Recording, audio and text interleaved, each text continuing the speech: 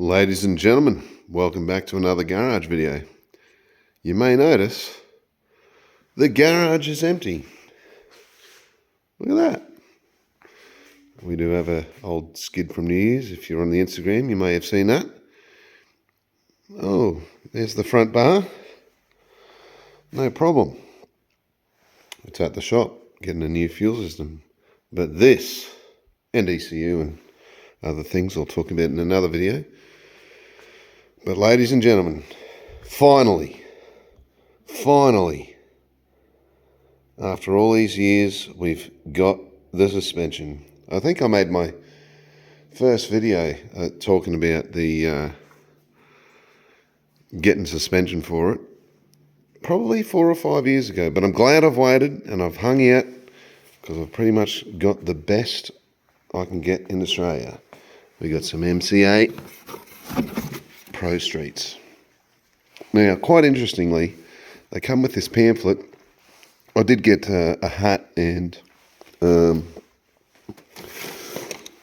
some merchandise and stickers, but really cool.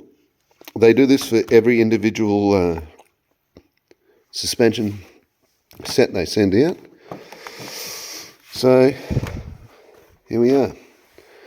I wanted to get the Pro Comforts, but I didn't like the ride height. You need a 20mm gap between your tyre and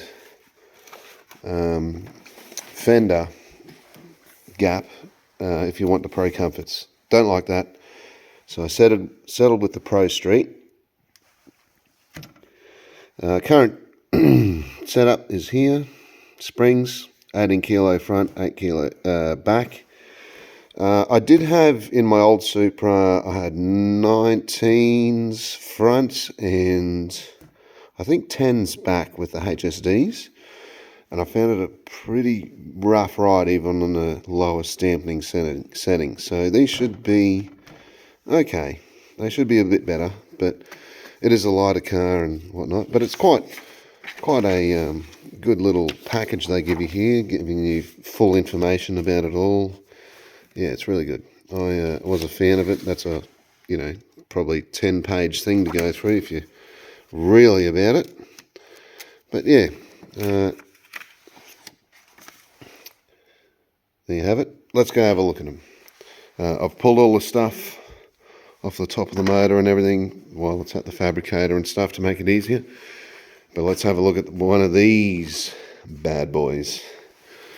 Oh, I tell you what, ladies and gentlemen, I have been waiting for these. I have had collapse shocks riding on bump stops for years. So this is going to be a huge thing. Oh my goodness. They're actually quite light. I feel like it weighs about, I'm going to say 3 or 4 kilo. It's not that heavy. I mean, if I can get a finger, I feel like I could probably, here we go, I can get one finger around it, maybe 2, if that way. Yeah, I can very easily pick that with 2. Yep, 1 finger, not that hard, not that, it's a lightweight chock.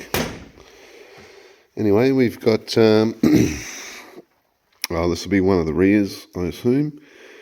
Dampening adjustment there. They're all serial numbered, of course. Spring height adjustment. What else we got here? Oop, I'm in the shadow. Yeah, very nice.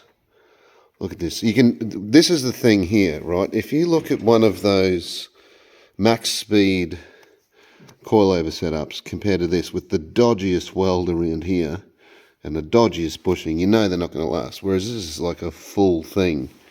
This is going to last for years. I believe if you get the covers that go over the springs and this so that dirt can't get in here, I think it's a 3-year Aussie warranty.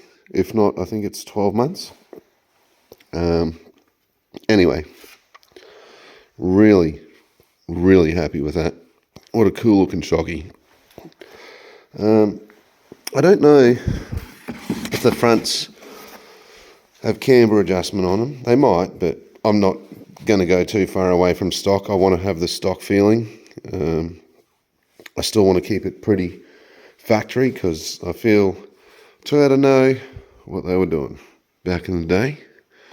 I've also pulled out all the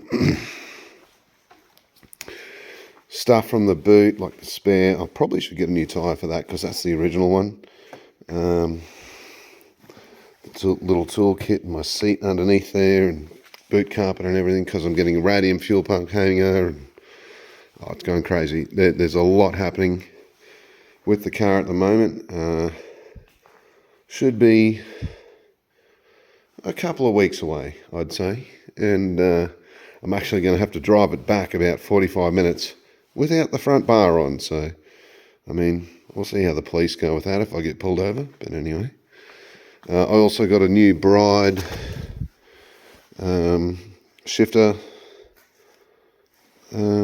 surround, and I just got some cheap. I wasn't going to go all out on this, but just for I'm going to get a carbon fibre piece for the engine bay, and I'm going to use these bolts with the gold sets to put it in with, so it looks quite nice. And I'll be replacing this. This is going to be carbon fibre. This is way too thick. I didn't pay a lot for this. It did the job, but I want a nice thinner carbon fibre piece for the front that actually fits properly, that isn't a hassle. So yeah, and I've got a nice LED light for the interior there too. Should be pretty cool. When she comes back, the next video, she'll be sitting here, and I might do a time-lapse video of me installing them and aligning it. Yeah, we'll see how we go. We'll see what needs to be done. Thanks for watching. Till next time. See you later.